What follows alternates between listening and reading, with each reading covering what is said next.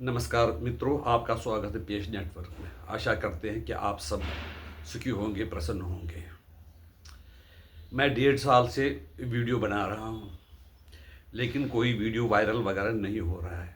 फिर भी मैं बनाते जा रहा हूं। सोचता हूं कि कभी कभी हो सकता है कि कोई वीडियो वायरल हो जाए और ताकि मेरा चैनल मोनेटाइज हो जाए। फिर भी मैंने जो पहले वीडियो बनाना शुरू किया था, मैं इसलिए नहीं किया था कि मैं मोनेटाइज मेरा चैनल हो जाए, लेकिन फिर मैंने वीडियो वगैरह देखे और पहली बार तो मैंने बांग्लादेश का जो दृश्य देखा था हिंदुओं के साथ जो हो रहा है, बड़ा दुखी हुआ था। तो मैंने जिसमें एक बनाया था पहला वीडियो, जिसमें मैंने लिखा था हिंदू लाइव्स मैटर। अब तो उसके बाद गंगा में बहुत पानी बह गया है। फिर मैंने कई वीडियो देखे तो मैंने सोचा शायद मैं भी बनाता हूँ कि हो सकता है कि कोई वायरल हो जाए। अभी तक कोई वायरल हुआ नहीं।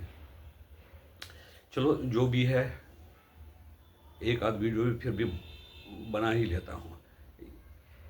ईरान और जो अमेरिका के बीच में जो टेंशन चल रही है, जैसे कि वहाँ पर ईरान में लोगों ने बड़े प्रदर्शन हो रहे थे, जल से जुलूस हो रहे थे।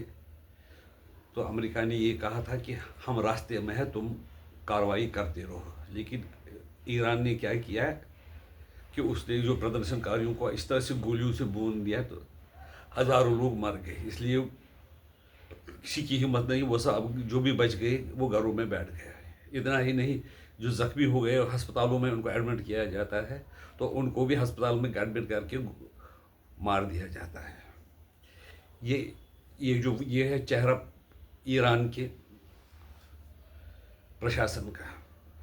दूसरा यह है, बांग्लादेश में भी आप देख रहे हैं कि बांग्लादेश में भी लोगों ने यही जैन जी करके ने हमले वगैरह कर लिए और ये सोच कर कि हम शासन में आ जाएंगे। लेकिन वहाँ पर इतना ज़्यादा अत्याचार नहीं हुआ, लेकिन जो लॉ एंड ऑर्डर कायम करने के लिए शासन की जिम्मेदारी होती है वो निभाने का प्रयास किया।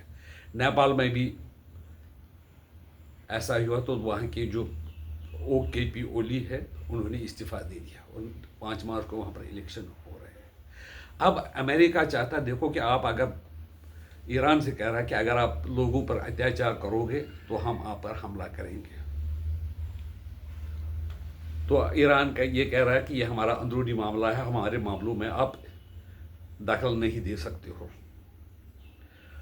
फाइनली अमेरिका ने पूरी तरह से घेराबंदी की ईरान की।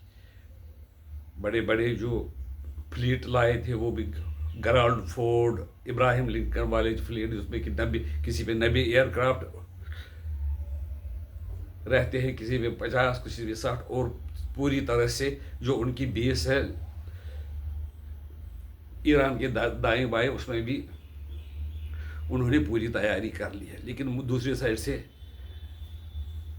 इसराइल ने भी तैयारी की है और ईरान ने भी तैयारी की है। क्या होता है क्या नहीं होता है, लेकिन जितना मौका अमेरिका चीन को दे रहा है, चीन को नहीं, जितना मौका वो ईरान को देगा उतनी अपनी स्थिति वो मजबूत करता जा रहा है। उसको चीन से भी सहायता मिल रही है, उसको रशिया से भी सहायता मिलती है। अगर अमेरिका की कमिटमेंट डेमोक्रेसी के प्रति है तो उनको इतना टाइम रुक कर उससे ईरान पे हमला करना चाहिए। लेकिन ये लग रहा है कि उनको जो डेमोक्रेसी के लोगों के जान माल से कोई मतलब नहीं। वो चाहते हैं कि अपनी बालादस्ती और अपनी डोमिनेंस चाहते हैं सारी दुनिया पे, और वहाँ पर जो ईरान में तीगल है उसका फ़ायदा भी वो उठाना चाहते हैं। अपने ये बात अब क्लियर तो हो गई है। अब इस चीज़ के लिए फ़ायदा उठाने के लिए वो शायद सारी दुनिया को जंग में झोंक देंगे। परिस्थिति ऐसी है कि किसी वक्त सारे दुनिया में ऐसे हालात बनेंगे कि त्राहिमाम मच जाएगा। ईरान ने कहा कि हम जो स्ट्रेट ऑफ हार्मूज है, जल रमरू मध्य हार्मूज है, उसको बंद कर देंगे, क्योंकि वो बिल्कुल एक नैरो सी वाटर वे है, जिसपे अगर वो बंद करके दुनिया का जो 25% ऑयल है वो वहाँ से नहीं जा सकेगा और दुनिया में ऑयल की कीमतें बढ़ जाएंगी। सारी दुनिया में त्राहिमाम होगा। अमेरिका में तो अपना तेल वगैरह है, उनको तो फर्क नहीं पड़ेगा, लेकिन सारी दुनिया परेशानी में आ जाएगी। अमेरिका की उसको कोई चिंता नहीं है। इसी तरह जो आसपास उनकी कंट्री है मिडिल ईस्ट की, उन पे भी ईरान ने कहा कि हम हमला कर देंगे। अगर ऐसा हुआ तो आप देख रहे हैं कि वहाँ पर तेल निकालना मुश्किल हो जाएगा और दुनिया का तेल निकल जाएगा। अब ये अमेरिका का जो दावा कि हम डेमोक्रेसी के लिए ये सब कुछ करें, लोगों के जो अधिकार है उसके लिए कर रहे हैं, तो पाकिस्तान में आप देख रहे हैं कि डेमोक्रेसी का कैसा हलवा बनवा दिया मुनीर ने, और उसका सपोर्ट अमेरिका कर रहा है। ये सोच जा कि अमेरिका डेमोक्रेसी के लिए है, ह्यूमन राइट्स के लिए है, ये बात बिल्कुल गलत है। अमेरिका जो है सिर्फ अपने मतलब के लिए, अपने वोटर के लिए है कि वोटर उनके खुश हो जाए। हम ये ईश्वर से प्रार्थना करते हैं कि हाँ, अगर बातचीत से ही ईरान अमेरिका की जो स्थिति है, जो हालात है, उनका हाल निकले तो वो बेहतर रहेगा। इसमें अगर ऐसा नहीं हुआ तो ईरान के लोगों को भी चिंता नहीं है कि अमेरिका ईरान के लोगों का के साथ क्या करेगा, बम गिराएगा, इवन न्यूक्लियर बम भी गिराएगा,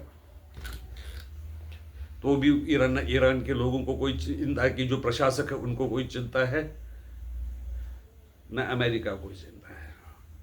ईरान भी चाहता है कि अमेरिका हमें नुकसान पहुंचाना चाहता है तो हम भी उनको नुकसान पहुंचाएंगे, लेकिन लोगों की भलाई के लिए जो डिक्टेटर है वहाँ का खोमेनी, उसको कोई चिंता नहीं है।